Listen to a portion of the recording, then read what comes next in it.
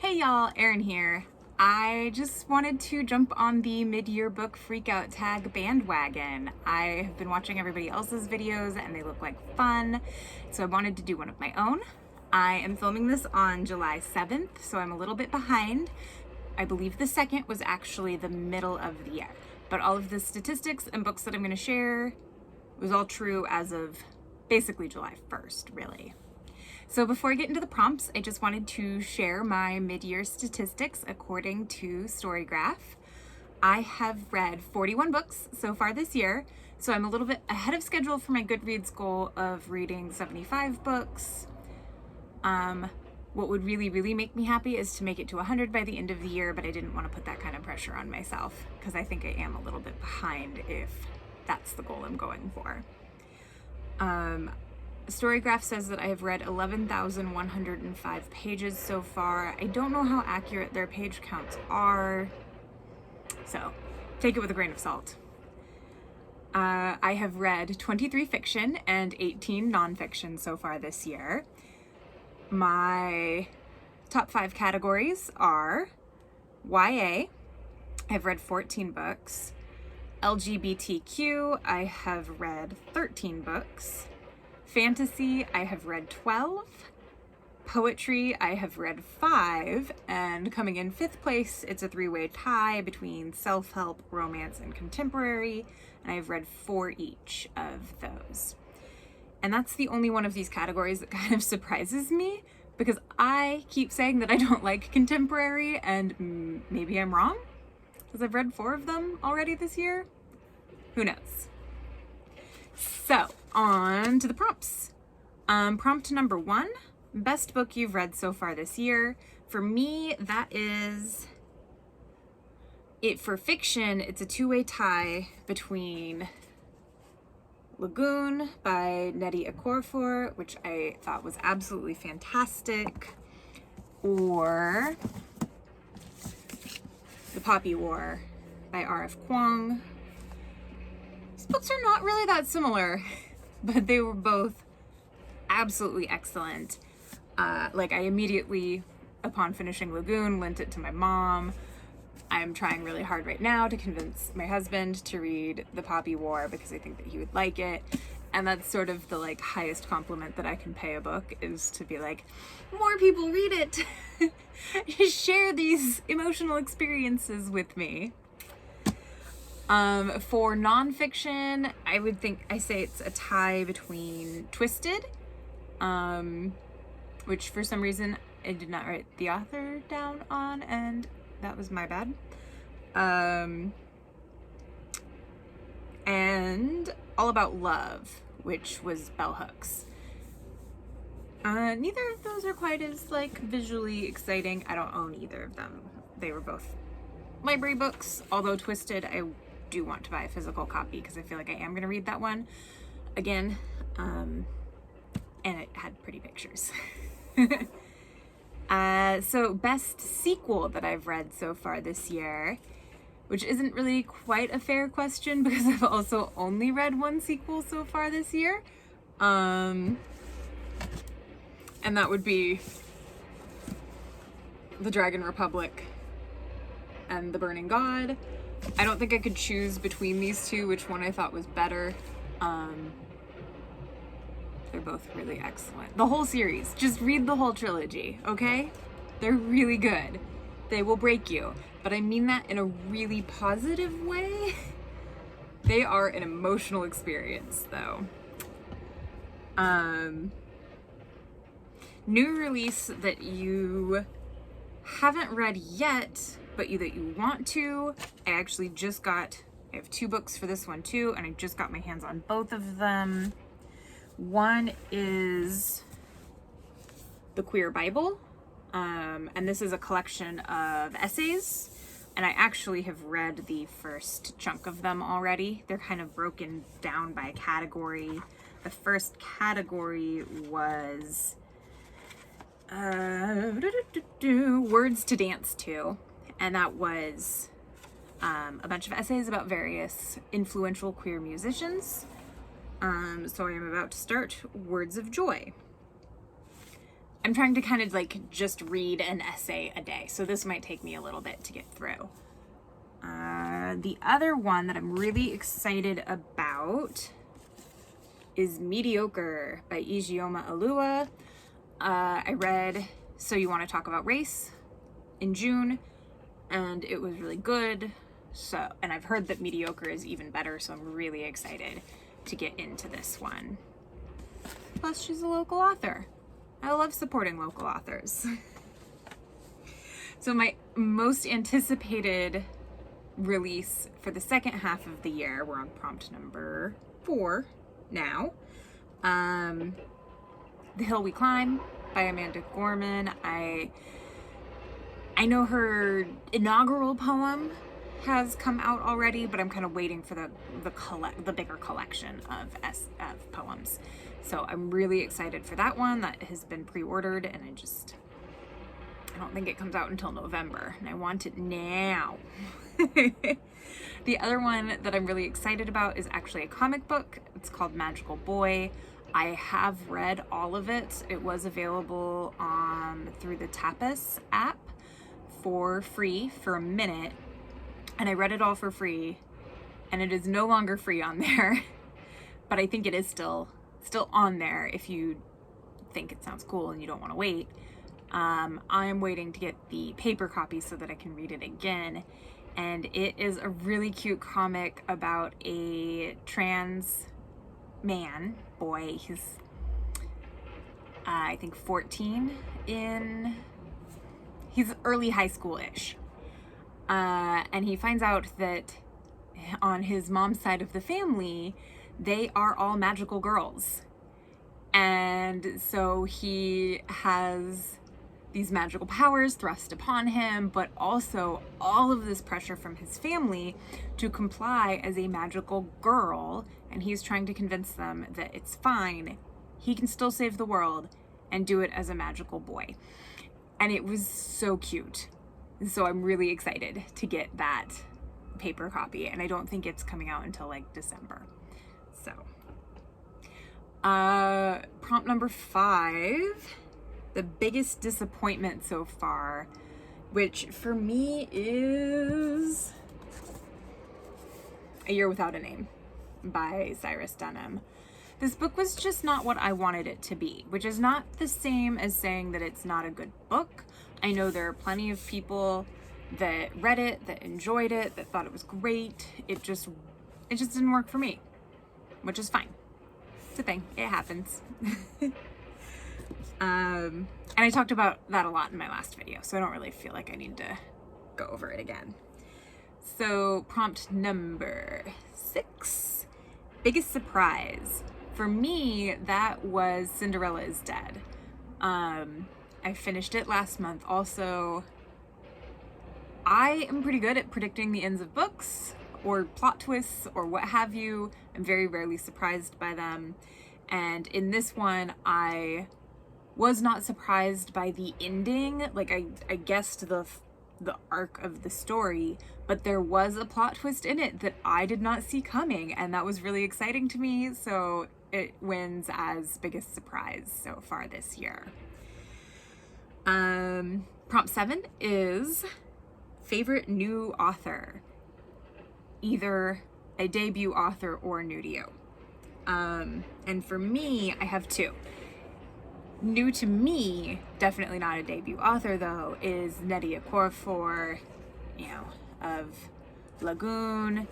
I also read Remote Control this year. And I purchased Akata Witch as a digital, but I haven't read it yet. But yeah, she is now a book comes out, I'm gonna get my hands on it. I'm excited, and I'm gonna try and work my way through more of her catalog. My favorite new debut author, they have 2 books out now, so maybe they don't count as a debut anymore, but Lost in the Neverwoods is very new, so I'm gonna roll with it, is Aiden Thomas, who did Lost in the Neverwoods and The Cemetary Boys, both of which I've read so far this year. both of which I thought were absolutely adorable, super fun. You know, not complicated, you're not learning anything from them, they're not stretching your mind in any way, but if you just want to read something really enjoyable, both those books are good bets. Prompt number 8 is Newest Fictional Crush, which I don't really get I don't get crushes on fictional characters, but if I really, really had to pick, I would say Yadriel from Cemetary Boys would be a candidate, and so would Constance, who was one of the characters in Cinderella is Dead. Not our main character, but our cute little lesbian love interest that good with a knife. I think I said it in the last video that I tend to gravitate towards short-range fighters that use knives as a personal favorite. Anyway, so number 9 is Newest Favorite Character. It's not really that distinct from a crush, but I wrote down Tarisai from Raybearer, which, oh my god, that book was so excellent. That's another one that I need to buy the physical copy. Mia's just off camera, like really irritated with me that I'm not paying any attention to her. She's really irritated because she broke her toenail and she's not supposed to be playing for 5 days while it heals. And she is mad about it. Anyway, prompt number 10 is books that made you cry. I'm not really a crier. I don't think any of these literally made me cry, but the 3 books that I think I had the strongest sad emotional response to, Almost American Girl by Robin Ha. Overall, that it's a graphic memoir and it's really sweet, but there are some definitely very emotional moments, and for me especially, as she was talking about finally feeling like that she was making friends in this new location, and then her mom was like, oop, we're moving again. And I am a military brat. My dad was in the Navy, and so I'm very, very familiar with that like feeling of dislocation and not being sure where you belong or where you can claim as a home. And so that scene made me a little like, oh, poor baby, I know these feels. The other one I mentioned already, So You Want to Talk About Race by Ijeoma Oluwa. And this was not like sad cry, this was angry cry, especially the chapter about education, and she talks about her brother's experience in public school and this awful teacher that like basically made him sit on the floor because she kept claiming that he couldn't behave well enough, and you know, it gets into the like systemic issues of racism, but also these unconscious biases that teachers are looking at Black and brown students and seeing worse behavior than is actually going on when compared to their white peers. And she talks about her brother being made so anxious by this. He develops an anxiety disorder. He does not manage to graduate from high school.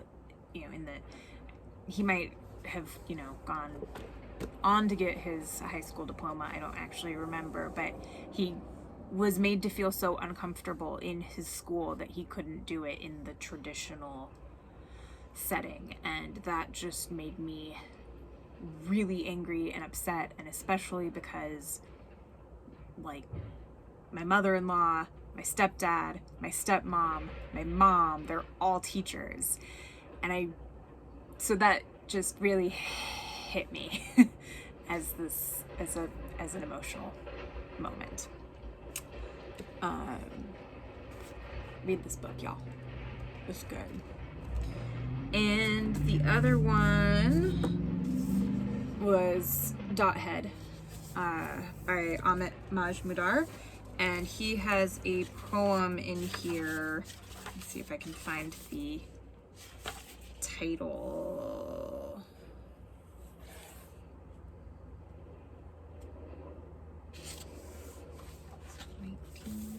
Sorry, I should have looked this up before I started filming.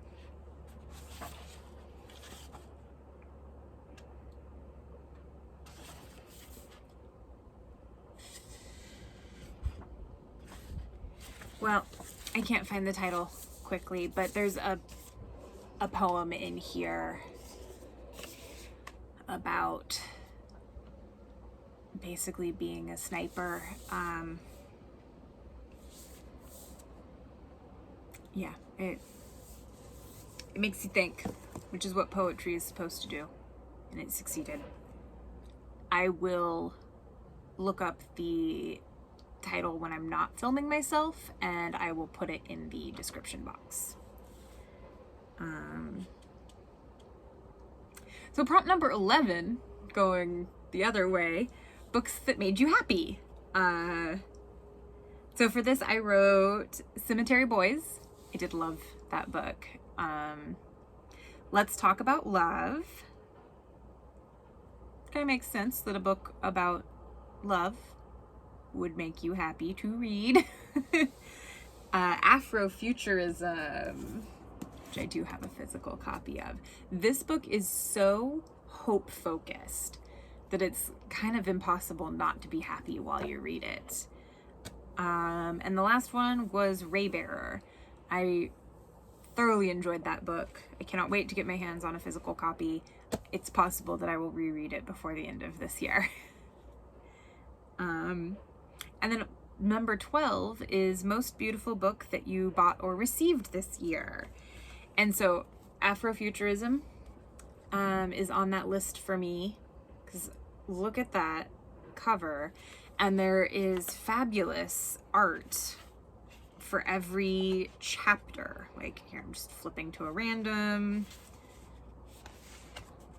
Each chapter has some sort of art like this, and so it's just very pretty and made me very glad that I bought a copy rather than try and read it from the library, because I just don't think that the artwork would have come through on my like little bitty phone screen that I read from when I'm reading digital books. The other one that I wanted to mention for this was The Dark Fantastic, Race and the Imagination, From Harry Potter to the Hunger Games by Ebony Elizabeth Thomas. And this is another one that I just think that cover is beautiful. It's so pretty. So those are my two prettiest books. I think Poppy War Trilogy, the artwork gets an honorable mention also for especially the Dragon Republic. I really like the artwork on these too, but not quite as much as I like The Dark Fantastic. Okay, 13, last one. Books that you need to read by the end of the year.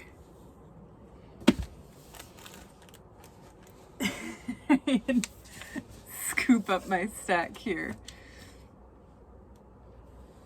It's too big. I can't get it all in one shot. So these are all books that I have purchased this year. 8 of them I bought this week.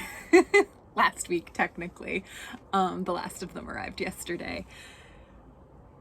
So I want to have read these physical books by the end of the year to justify having purchased them. I don't actually usually buy books before I read them. I usually, if I can, I get them from the library, I read them, and then if I feel like I want to be able to read them again, or if they're just stunningly pretty and I want them on my bookshelf, then I will buy them. So the fact that I have, and I just felt like this is my stack that I think is going to be books that I will want to read again or be able to lend to people, because I do that with especially like the nonfiction, like my copy of Ace a friend has right now.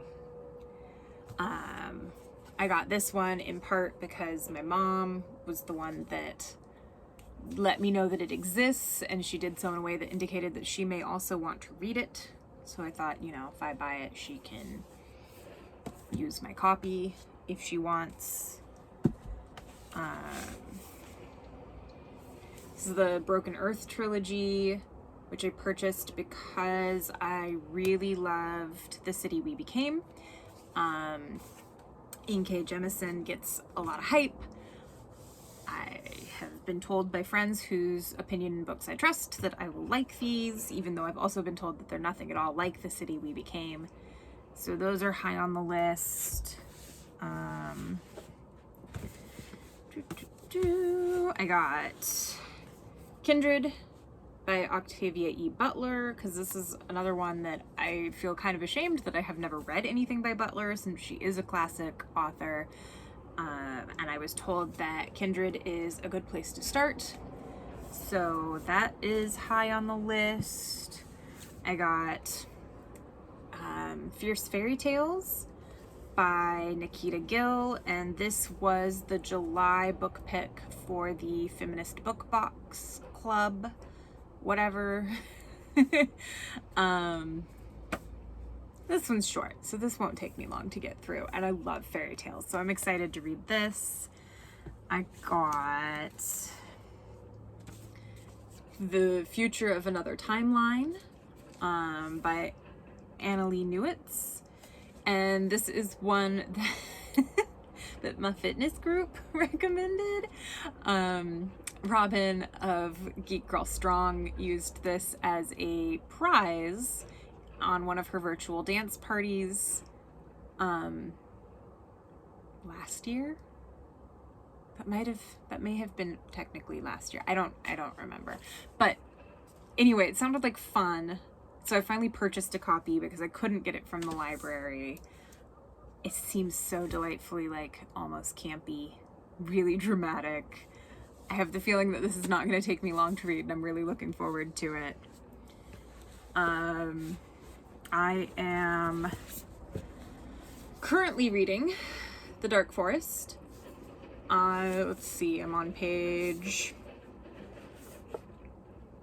252 of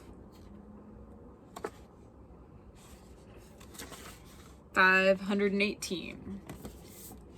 So I got some distance still to go in this one. I read The Three Body Problem last year. It took me this long to get around to picking up The Dark Forest, which I have to admit that I am enjoying this a lot more than The Three Body Problem, so it is going much faster. I just keep getting distracted. So to go along with that, I'm hoping to finish the trilogy by the end of this year. So the last one is Death's End.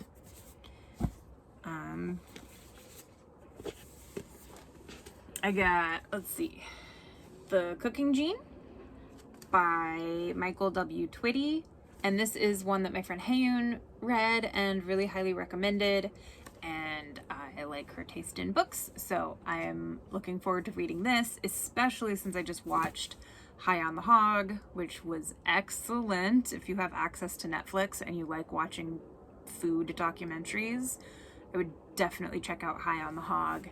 And I feel like this will dovetail really well with it because this is a journey through African American culinary history in the Old South.